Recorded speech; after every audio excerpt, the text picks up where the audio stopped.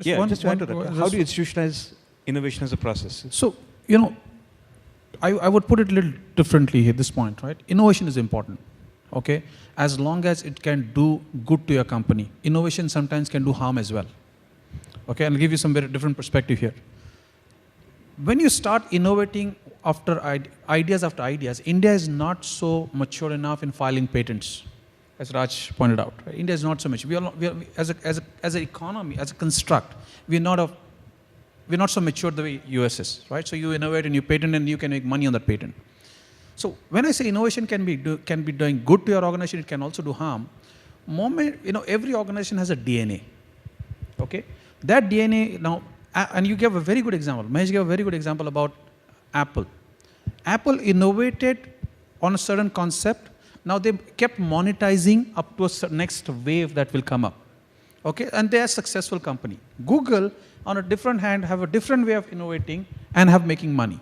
Now what happens is, with innovation, every innovation to get executed, that's Thomas Edison said, innovation is 1% inspiration, 99% perspiration.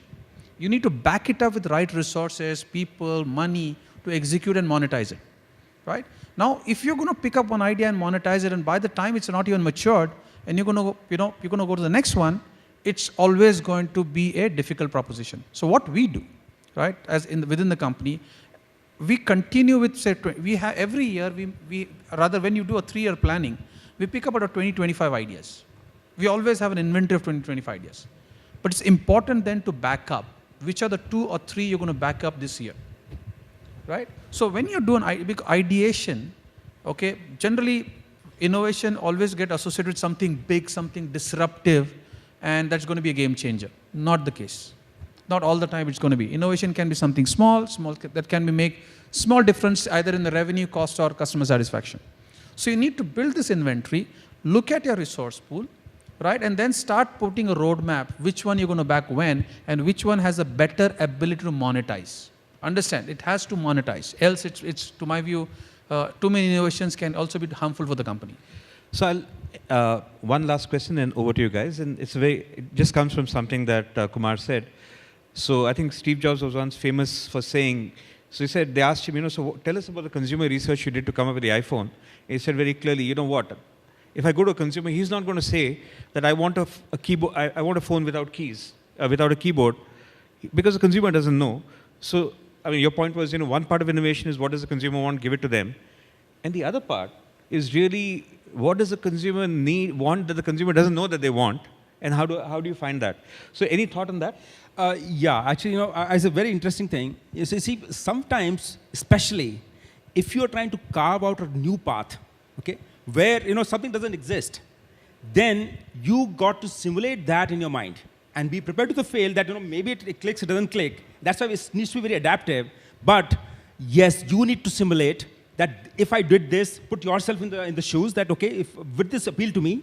You are the best. If you can introspect well, that is this going to appeal to me? Why it's going to appeal to me? Why it's going to appeal to somebody who's going to buy it? Somebody's going to use it, and how it is going to pain them. So that simulation needs to happen.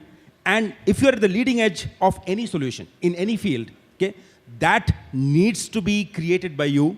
You need to take the risk. There's no customer whom you can go and ask this direct question that this is what do you think about this? You have to apply your common sense, your own psychology, your own imagination, and say you're actually working in the world of imagination.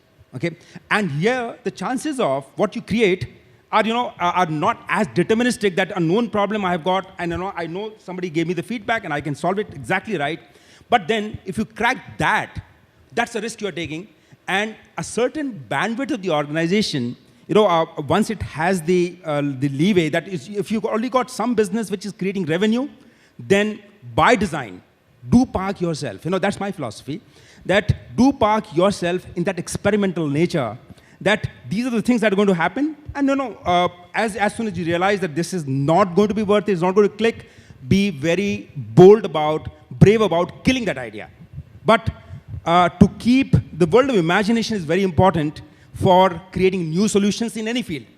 I'm not bogged down by technology because innovation is all across in business models, in processes, in how do you interact with customers. So innovation is all around, but that needs to be imagined upfront And there are quite a few, I mean, some of the bigger ideas, the bigger successes are born out of this simulation of the future. So I'll probably just give a couple of interesting examples based on what you said. One, even in seed fund itself, we were the first kind of venture fund in India in 2006, and we got a lot of potential deal flow because we were pretty much really the first guys out there. It's 2014 right now. There are many other guys like us. So what we already done is we figured out what the next one's going to be, and in 5-6 months, we think it'll be pretty much a game changer, right? There's no research. We can't do research. You can't research the future. Right. Also, in one of the firms, the advertising firm, Pinstorm, that I helped found a long time ago, we were very clear that I was starting an advertising firm. There was very, very big guys. I didn't want to do something that they could copy easily. I wanted something that would scare them. At the same time, I wanted to do something that would attract the biggest clients. Right? True. So we came up with this entire thing, say, let's do pay for performance advertising. Because the big guys would say, "Arey, ye kya hai?" Yeah. And the big agencies would say, "Hamari to phad jayegi, hum ye bhi karenge." Absolutely. So we had a clear run for 6-7 years till they could figure out that they could also do it, by which time we'd moved on to something else. Yes, right? Exactly. So anyway, with that, I do have time for questions. I hope you guys have questions of us. Let me just see a show of hands of all the people who have questions. One, sir, you're first. Who's second? Anybody else from this side? Okay, one. We'll start with you, sir. I am Sumit Dhanuka from Incubate Capital Partners. We are a venture fund in out of North India. I would still want to delve on your question on being able to get to people who are people who can think innovative after sort of living in the ecosystem which keeps beating innovation. So and then most of such breed would end up being entrepreneurs. Because they continually are surged with that, a continuous bug to do something on their own. So, it's still continuously a contrast to be able to get such people who are innovative enough to create or innovate, Actually, I take that. I mean, I don't think they have the ability to become entrepreneurs. Certainly when I look from the point of view of seed fund, I look for jugadus, right? But for every 10 people who are entrepreneurial, only one becomes an entrepreneur. The other 9 remain in the workforce as potentially entrepreneurial people who can work well with entrepreneurs, right? So I think I would say that, again, what are the tests we do? Rather than sit and interview on technical skills, everybody, for example, in this company, Pinstorm has to, whether you're a receptionist or you're coming for chief technical officer, you've got to basically write a test. The test has got nothing to do with your knowledge. It asks you very weird questions. It will show you a picture of a rock and say, write 200 words about it, about how it came to be there. Suddenly you don't know what to do because nobody told you how to write that answer. Agarwal classes did not tell you how to answer that question. Kahin syllabus mein nahi tha. So we ask questions wildly out of syllabus, basically to unsettle you. Yeah. Right? And then see, because finally in the end, you know what, we've got such a trained system of people who say, mere ko pata hai, I know how to find out, the square root of a number in my head, kyunki wo Kalra Shukla classes mein sikha diya tha. So the thing is, there's no point in hiring those people if you want innovation, because they're the ones who have, so all the people who have done that have always sought safety. Arey, main padunga, to I'll be secure, I'll get a good job, main IIM mein jaunga, fir IIT mein jaunga, idhar jaunga, Gold mein jaunga. They've sought safety. You're not going to get innovation from them. You want to find the people who have not sought safety, right? So you want to find people who want to do something else. So a simple test of lateral thinking as opposed to linear thinking should be able to solve that problem. Yeah, Mahesh, I'd just like to add to what you said. So there are 2 aspects to it. One is that, finding the people who could be thinkers, right? And Mahesh talked about it. And how, actually, I'll tell you, in 80% cases, okay, people will have very impressive resumes. When the simple thing, our team does is, okay, tell me what's the best work that you have done. Okay, what's the thing that you're most proud of? Okay, they'll talk about it. They'll go about it very nicely for the first as much time as you give them, because they know what they've done. The moment you get into the thing, okay, you did this after you understood what they've said. You did this. Okay, why did you do this? Why not? 80% people are filtered out because some cases the work is not done by them. They're just claiming credit for something else. Because usually what happens, the innovator is probably the ratio of innovators is less. Okay, so people are riding on someone else. Okay, so what I'm saying, one is that getting people who are thinkers in different spheres, because you don't need everybody. You need somebody to service customer. How is it in him that how does he innovatively think to service customers? How does somebody innovatively think how to write accounts? How do you service them? So that's the thinking part. The second part that I want to emphasize upon is that once the team is in, and you can be rest assured that you don't need 100% innovators in your company. Innovation, if you have got a fair, about 10-15% people who can provide the innovative thinking leadership, and the rest can, really complement, great. But important after the people are in, how do you make them think entrepreneurially? Okay, how do you convert them to entrepreneurs? Because everybody, say a lot of people are just shy. They're fearing that I will not become an entrepreneur because it's risky. But can you, as create an organization, create a culture that, okay, you have made a mistake and you are actually, you giving them the leeway that yes, it is good to, think, fail, and then readapt. So if you give the confidence to your team that you can think entrepreneurially, there is an entrepreneur in you, okay, then they come out. So your entrepreneurial energy is going to be multiplying. Okay, same applies to leadership. Great. Any more questions in the house? Yeah, so I have one. Ritu. Interestingly, what happens is that the minute you find thinkers, so to say, in an organization, and make them very, very entrepreneurial. So they might be entrepreneurial when you hire them, and they become even more entrepreneurial once they actually get to doing the jobs and doing it well. You have people going out, so again, your think tank is lost and you start building another think tank. That is one side of things. Sure. Now, on another hand, okay, still I think startups or probably young businesses can still manage it. Now, how do you, another side of the equation is look at a traditional family business, let's say 1,000 crore business, family business, they've been exporting forever and have been doing a good job. But the minute they decide to put innovation in, their old people start to kind of get restless about things. Now, how do you manage things like that? For startups, it is about you always building a new think tank all the time. So let me take a shot at the first part, and maybe somebody can help with the second part. So here's a story which is, I would say, is almost real. So if I take two companies which are of similar size and stature, which are both very large, if I take an Infosys and a Wipro, the interesting thing is that characters are so incredibly different. So, for example, there was a guy who was my junior in school, very brilliant guy, 160 IQ, 800 in his GRE, perfect scores in his GRE GMAT, worked in the US, came back to India. And he said, boss, I want to live in Hyderabad and, or Bangalore and Infosys. So he said, so the written and all that, he maxed it. Group discussion, he maxed it, right? This guy's like absolute the cat's whiskers. He came to me and said, boss, I said, result aaya? He says, अब तक तो नहीं आया पर हो जाएगा boss. I ruled the group discussion. I ruled it. And I just said basically, watch out, because this is Infosys. Sure enough, in 2 weeks, he got a rejection letter. He says, what the hell? For him, it was a shock. This guy was one of the 4 people in the world who got a perfect score in his GRE. Right? And he got rejected. I said, you must understand how Infosys works. Infosys is very clear right from the beginning that what they want is they want the kind of people who will never innovate. They want the kind of people who will never rock the boat. They want the people who will come at 9 in the morning, do the work quietly in front of a computer, go home, eat their curd rice and sleep and come back next morning. They don't want people who will move out and do any attrition. While at the same time, you look at the Wipro, which has built a similar sized business. Wipro is absolutely the opposite. Look at the number of startups that have come out of Wipro. And there's nothing that has come out of Infosys. I happen to be an ex-Wipro as well. And there's nothing that has come out of Infosys. Nothing. Right? So it depends. Who's to say which model works? Both models work. But what is the legacy you want to leave? What is it that you're comfortable doing? You can build a company where you're the only innovator and everybody else, you're the queen, everybody else is a pawn. Or you can build a company where you're the queen, there's a bishop, there's a knight, there's a rook, and there's also some pawns. The choice is up to you, the entrepreneur. Both routes are viable. But my sense is in the long term, depending on what you want to do, if you just want to keep the wealth for yourself, maybe the Infosys way. If you want to create greater wealth for everybody by making sure that these entrepreneurs and other entrepreneurs and everybody else get created, maybe it's the Wipro way, or maybe you find your way.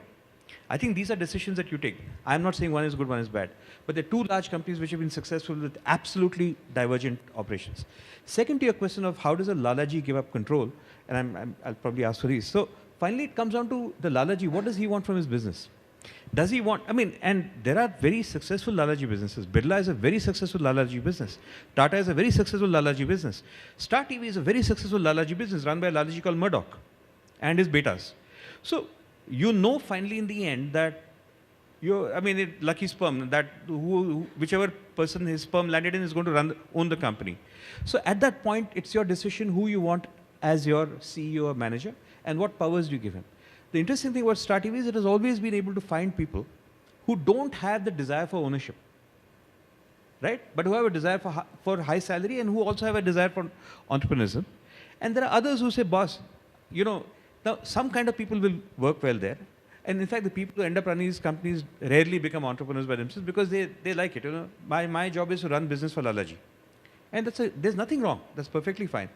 So you want to find the kind of people who will be happy doing that. Like, Adani's right-hand man, all the people who run various Ambani companies, they're doing chosen specifically saying, 5 crore ka tankha le do. I have bought the entrepreneurial soul out of your body and I'm destroying it. And I'm giving you 5 crores a year for it. Now run this company. Or 10 crores or whatever else it is. So in those cases, you find that there are people who can sell their soul for a good enough price, and that's fine. I'm not saying it's anything bad. But if you find somebody who's restless, at that point that person is going to leave and go somewhere else. That is going to be far more disruptive to your system if you keep changing CEOs. So you have to again figure somebody. Because finally in the end, ownership is not going to go to anybody other than your beta or beti. So you have to probably find more of an Infosys kind of a person in that case, who's never going to dream about, doing his own business, which probably did. Vishal Sikka, whatever, never ran his own business today. But he's in another position who says, it's not your own business, but you run it well. So I think you've got to find that kind of person, how much of a soul they're willing to sell. And there are people who will never sell a soul, all the way to people who will sell a soul for 1 rupee. That's humanity. Somewhere in the middle, you have to find where you lie and where your employee should lie. I hope that answers your question. I think we're out of time. Anything else you want to, just very quickly, 1 minute, 2 or 3 best practices for making sure your company is innovative, that their companies are innovative. Have any innovation that will be linked to creating money or reduce cost. Focus on that. That's my, number one. There's a hand raised there. Yeah. Go ahead. My name is Amit Manglani, and I'm from Uniborn Business Solutions Private Limited. The company has been incorporated by me, and I'm from MP, Shahdol. It's a very small town in MP, and hope nobody is here in this auditorium from the small cities like this. So my question is that, does the seed fund companies invest in just the idea, having no startups and all? Okay. If it's a question I can answer this again offline, but I'll tell you very clearly, at an early stage, what we have found is that more than money, what is needed is our companies need a lot of in-person hand-holding, right? So, for example, we funded a company from Bhopal called Carvale, which became very successful. But the first thing we said is we moved to Bombay. We funded a company from Tiruvananthapuram or wherever, but we said move to Bangalore. So I have a plan of settle down to Indore itself because I have... No, so like I said, I don't want to make this a discussion between your firm and my firm as yet.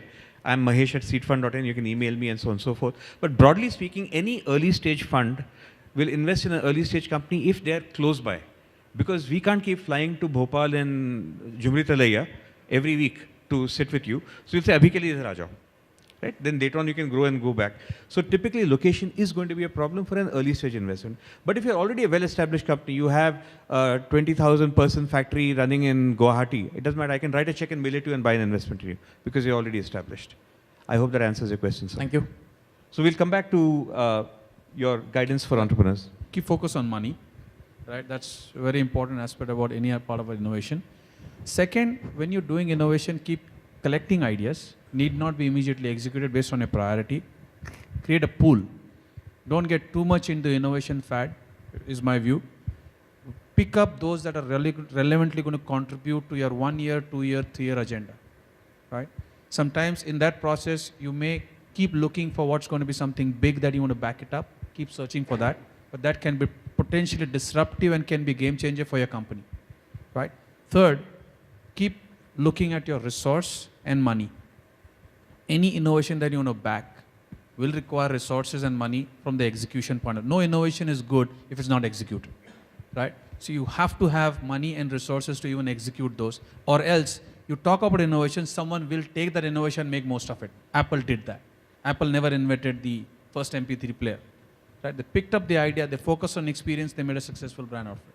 So those are the few things I would give as an insights. What's your advice to the entrepreneurs here? How to build successful, innovative businesses?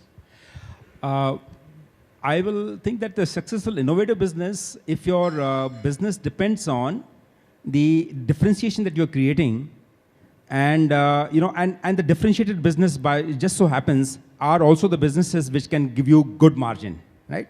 As long as your business is similar to many others, it's a commodity. Okay, so to be an innovative company, you need to be absolutely at all the time focused that at no point of time you or your business is getting commoditized. So you have to remain a leader. Okay, if you are a remain leader and you are a differentiated value proposition, be it in customer service, be it in technology, be it in end user experience, so that leadership position and differentiation has to be always driving, and that's where I'm going to make. I mean, say there are companies, Apple, Samsung probably is bigger in size, but Apple's margins, okay, are far superior. They are a company that will work at a gross margin of 65 to 70% because there was something which was still differentiating them. So you can actually become large and commodity. So I would say for an innovative company needs to be very paranoid about differentiation, about the people. You don't lose the edge. So, there was a talk about, entrepreneurship. Now, if there are ideas that are coming, and, there are people who are entrepreneurial within your thing, you need to absolutely go back them behind. Because they are the people who are, the DNA of your company. So you need to back them. And maybe in some cases, they will go out because they have got a great idea. As long as it does not compete with you, fine, celebrate that. Let them go out. But the overall, the message across the company has to be that innovation matters. Innovation matters for this company, and let us support more innovation that happens. In fact, we also, in my team, we have a good number of failed entrepreneurs, who tried and did not succeed, because in any business, succeeding is probably especially in the early stages, the chances are very low. So, but they are the people who are so by all means welcome such people who have got that entrepreneurial thread in them, but now they find that you are together being entrepreneurs. So in my team, I'd hate to call that you are an employee. We all like to be owners, and we practice that by way of everybody shares a decent pie of the stock in the company, and that feeling about you are the owners. If people are the owners, they're going to think about how to keep this business long-term, how to keep it sustained, because they have a long-term interest in the company. That's what is going to keep us innovative all along. Great. With that, and with Ritu's blessings, please join me in giving a big hand to my speakers here, to Raj and to Kumar. Thank you, guys. Thank you very much.